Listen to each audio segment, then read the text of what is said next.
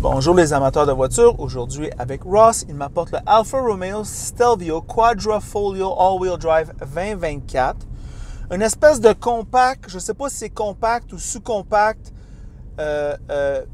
multisegment, haute performance. Très haute performance, un aperçu.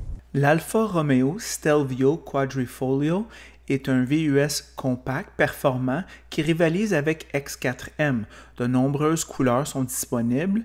Les étriers rouges sont une option de 750 $. Les sièges de course en Alcantara sont 4 500 $. Le groupe motopropulseur est la vedette 2.9 litres V6 Twin Turbo, 505 chevaux et 443 livres de coupe, une transmission automatique 8 vitesses et traction intégrale. Les aides à la conduite sont de série. Consommation de carburant 13,9 en ville, 10,3 litres sur l'autoroute. Ce véhicule coûte plus de 100 000 $. Il y a 5 ans, des véhicules comme celle-ci coûtaient environ 25 % de moins. Tous les prix montent. L'intérieur manque du moderne avec un style très 2018. Le volant et le toit panoramique sont les meilleurs éléments. Toute cette mécanique de haut niveau, du châssis sportif, par exemple, sont très chers. La qualité intérieure est la victime de ces coûts. Un 0,60 en moins de 4 secondes et une vitesse de pointe à plus de 280 km/h, autant d'utilité dans un VUS si vite est exceptionnel. Alors nous voilà de retour. Ross, qu'est-ce que tu en penses de ce véhicule-là? Bien, toujours basé sur la première génération du Alfa Romeo Stelvio. Et comme tu en faisais mention en introduction, un modèle axé sur la performance. Le Quadrifoglio, là, avec ce petit V6 turbo, développe 505 chevaux. Fait que c'est quand même là, un des VUS de série les plus rapides au monde. Première génération, non évalué selon les DHS. Évidemment, on est dans un véhicule de niche, un véhicule qui n'a pas beaucoup de volume, surtout dans la version Quadrifoglio. Mais j'ai dit, on va présenter ça aux gens de la chaîne qui peuvent rêver à des modèles un peu plus haut de gamme. Ben oui. La braquette de prix, on part de 62 290 $. Là, ça, c'est avec le 2 litres turbo. Véhicule qu'on voit un peu plus, là, en gros volume, plus abordable, plus accessible, jusqu'à 107 428 $. Le prix de notre modèle d'essai, 109 440 $. Les pots, un style assez exclusif. Évidemment, on a le look italien ici. C'est quand même, là, il se fait remarquer. Dans la couleur grise, par contre, il est un peu plus neutre. Il se fait un peu plus oublier. Moteur très performant, comportement routier de haut niveau. On se sent plus dans une voiture de sport que d'un VUS. Malgré tout, c'est surprenant. Moi, je trouve les sièges sont quand même confortables. Drôlement, hein? C'est curieux. Je m'attendais à de quoi de très ferme. Il y a un bon support latéral, mais je m'attendais à de quoi qui soit un peu plus inconfortable. C'est pas le cas. Moi, je trouve que c'est très bien. La plage de prix, comme j'en faisais mention, 62 000 à 107, 108, 109 000 $. On peut rajouter quelques options, mais il y a quand même, quelqu'un qui veut un Alfa Romeo Stelvio, il peut y aller dans le début de 60 000 $. Ça fait que ça peut être intéressant de ce côté-là. Les comptes, version Quadrifoglio dispendieuse. On frôle les 110 000 $ plus taxes. C'est pas donné à toutes les bourses. Non. Ici, on marche avec de l'essence suprême, évidemment, pour ce V6 turbo. Consommation élevée également quand on appuie sur le champignon. Ouais. Et c'est un peu normal parce que pour une performance de 505 chevaux, il y a des dommages collatéraux, puis c'est la consommation d'essence. Il est comme ça. Fiabilité, c'est ça. Là. C'est là que Alfa Romeo s'est grandement amélioré, mais évidemment, d'autres constructeurs également se sont améliorés. Fait que il y a toujours le point d'interrogation sur la fiabilité, surtout à moyen et long terme. Valeur de revente qui est pratiquement indéfinissable en Amérique du Nord, plus particulièrement, même au Québec, si on aime davantage les véhicules européens.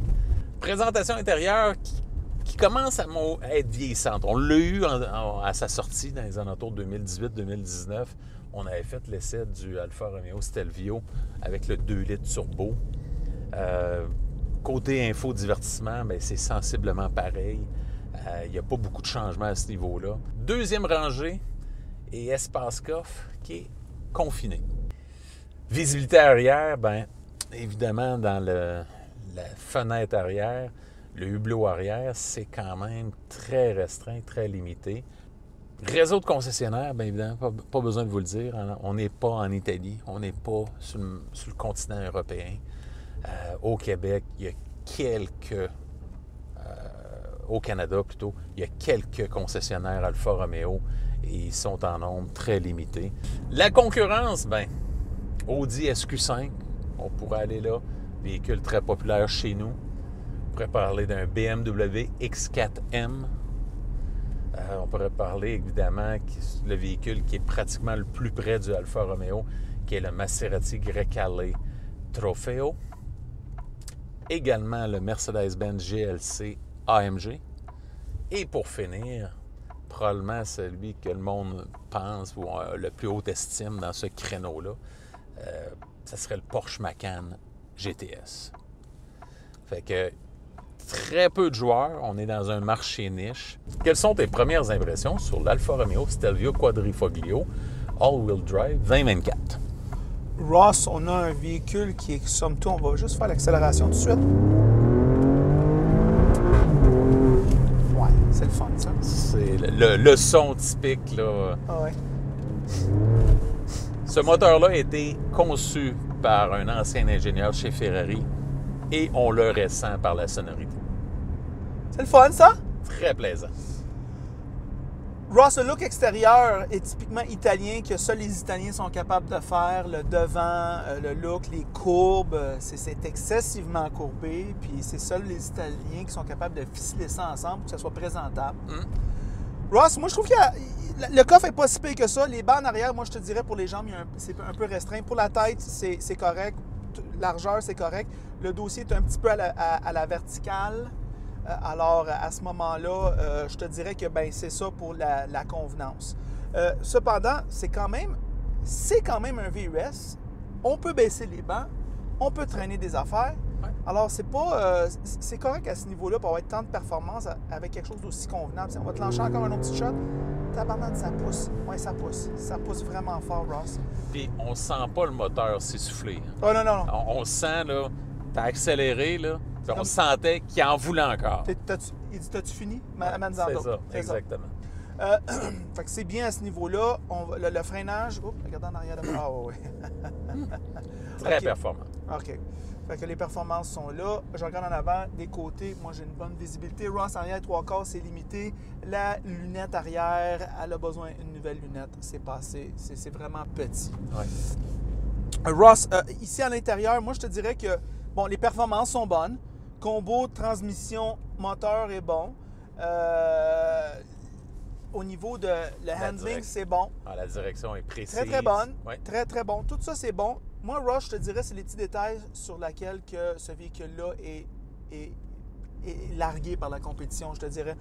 Ross, cet infodivertissement-là, il est passé date. Il est passé date. On dirait que j'ai pris une pilule 2018, je l'ai mangée, puis là, je suis en 2018.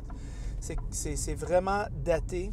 Je te dirais, le tableau de bord, malgré le fait qu'il soit digital, puis malgré le fait que tout est correct, cependant, je sais pas, il manque de flair avec les fontes, les caractères sont peut-être pas assez gros.